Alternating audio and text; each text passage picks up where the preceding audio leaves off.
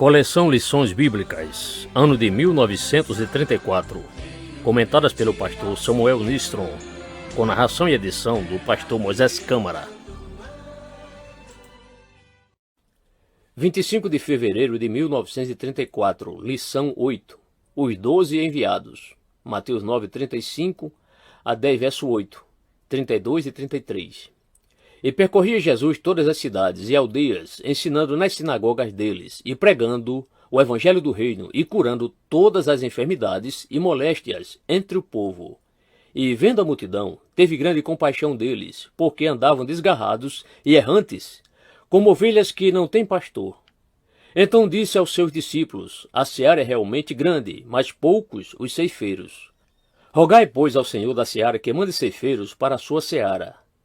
E chamando os seus discípulos, deu-lhes poder sobre os espíritos imundos, para os expulsarem e curarem toda a enfermidade e todo o mal.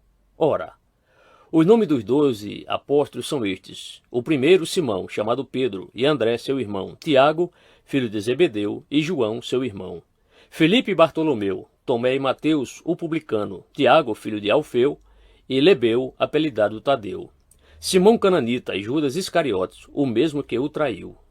Jesus enviou estes 12 e lhes ordenou, dizendo: não ireis pelo caminho das gentes, nem entrareis em cidade de samaritanos, mas ide antes as ovelhas perdidas da casa de Israel. E indo, pregai, dizendo: é chegado o reino dos céus. Curai os enfermos, purificai os leprosos, ressuscitai os mortos, expulsai os demônios, de graça recebestes, de graça dai. Portanto, qualquer que me confessar diante dos homens, eu o confessarei diante de meu Pai que está nos céus. Mas qualquer que me negar diante dos homens, eu o negarei também diante de meu Pai que está nos céus. Texto áureo. Então disse aos seus discípulos: a seara é realmente grande, mas poucos os ceifeiros. Rogai, pois, ao Senhor da seara que mande ceifeiros para a sua seara. Mateus 9, 37 e 38. Resumo da lição.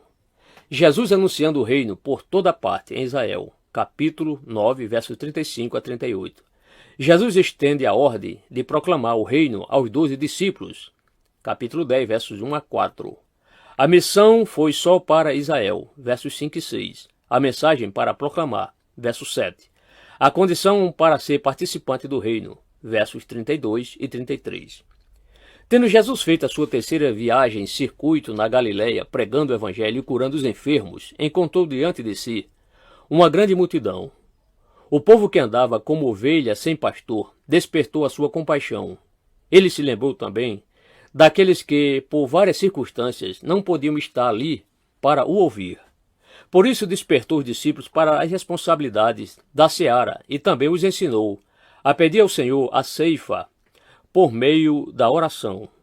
A oração desperta interesse naquele que ora, fazendo-o ouvir melhor a vontade de Deus. As viagens missionárias de Jesus foram para os apóstolos uma escola.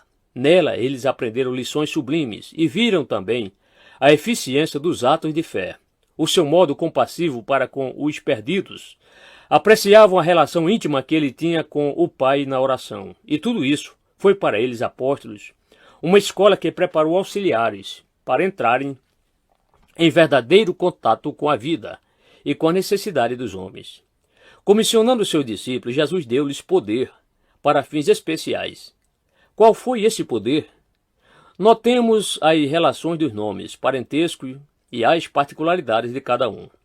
O evangelho do reino foi mandado para as ovelhas perdidas de Israel. Os apóstolos não receberam nenhuma ordem para ir, nessa ocasião, a outros povos. Somente quando Israel, como nação, rejeitou o seu rei, foi que as boas novas foram mandadas para todos os homens. Notemos a mensagem que os apóstolos levaram a Israel. É chegado o reino dos céus. O rei tinha vindo.